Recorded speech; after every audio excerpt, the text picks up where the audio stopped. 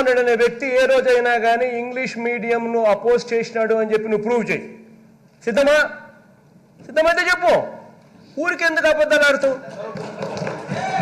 మీకు అవకాశం ఉన్నది. మీరు 5 ఏళ్ళు ముఖ్యమంత్రిగా ఉన్నారు.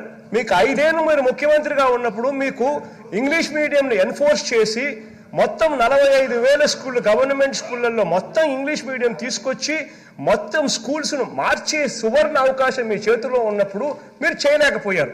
మీరు చేసింది ఏంటి?